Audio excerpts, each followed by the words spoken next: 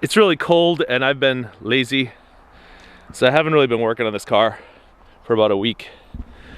But there's the oil pan. It's been draining. Doesn't look awful.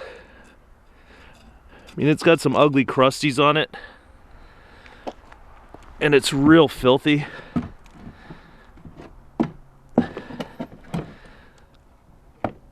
Let's get it over here where we can take a look at it.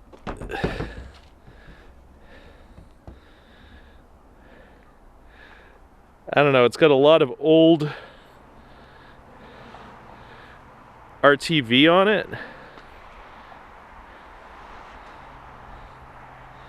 And that's probably been leaking for a while.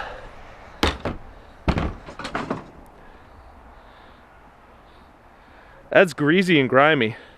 Normally I would just hit it with brake cleaner, but that stuff is getting expensive. So I'm gonna try this full strength citrus cleaner, which is like 11 bucks a gallon. We'll see how it goes. All right, I don't have like a basin or anything, so I'm just gonna do this over my garbage bin on a cardboard box and just totally soak it. Let it sink in for a while. This stuff is really good at, you know, dissolving grease, but I don't think it's gonna dissolve this really thick, crusty grease. So we might have to do multiple applications there.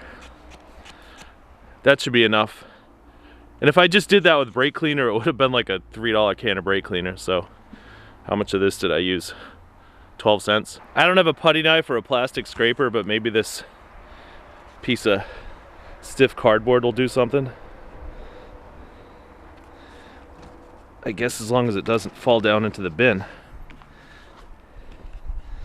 Wow, look at that. That is just years of,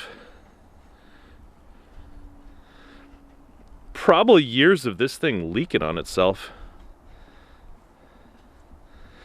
Damn. We might need a new piece of cardboard.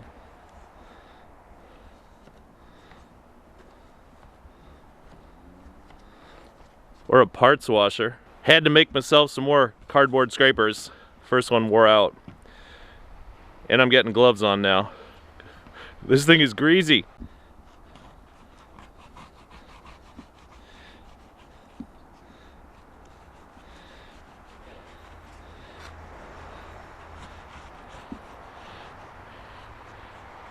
Gross. The one problem I'm having is that this citrus cleaner, as far as I can tell, is water-based. So as I'm spraying it on, it's kind of freezing. Because it's probably, I don't know, 20 degrees out here today. But other than that, see all this schmutz here, this is just like frozen water from the cleaner. But other than that, it's looking pretty clean-ish. And those are the scrapers and paper towels, and I had to use this to get rid of some ice. What a mess.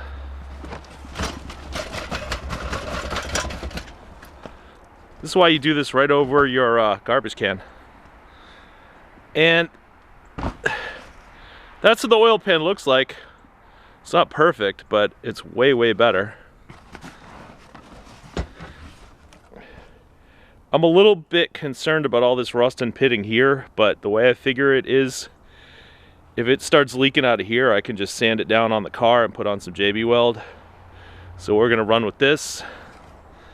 Now I gotta get off all this old gasketing material, which I'll probably do with a razor blade. See how much I can get off just with my gloved hand. There's some debate online as to whether you should use a gasket on these or just use sealant. I have both. I think I'd rather just use a gasket because sealant's kind of tricky, but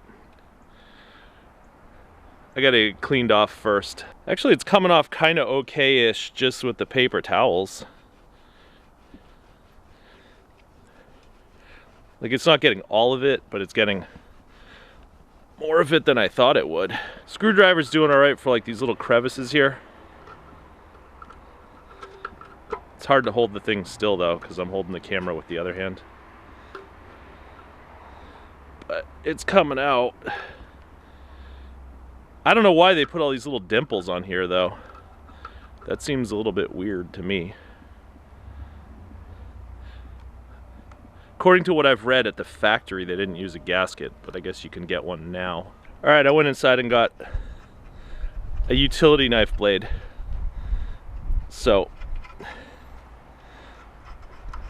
I would say between this utility knife blade and our screwdriver and paper towels and cleaner, we will get this nice and clean.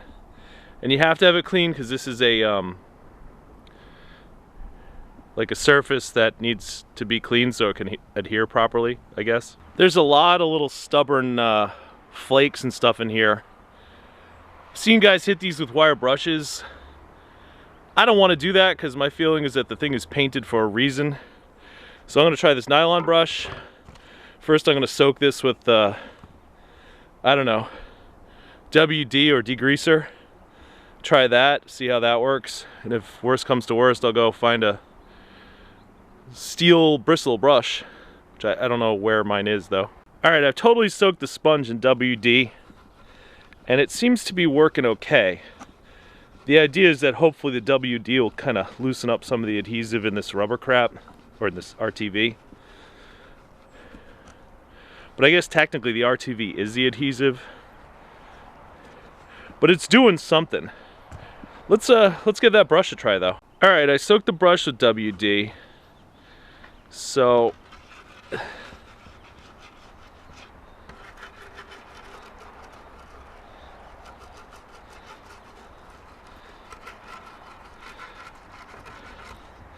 doesn't really seem to be working that well. I would say, you know what, like if you're gonna do this job and you don't want to destroy all the paint on here with a wire brush, just get ready to put some time into it, because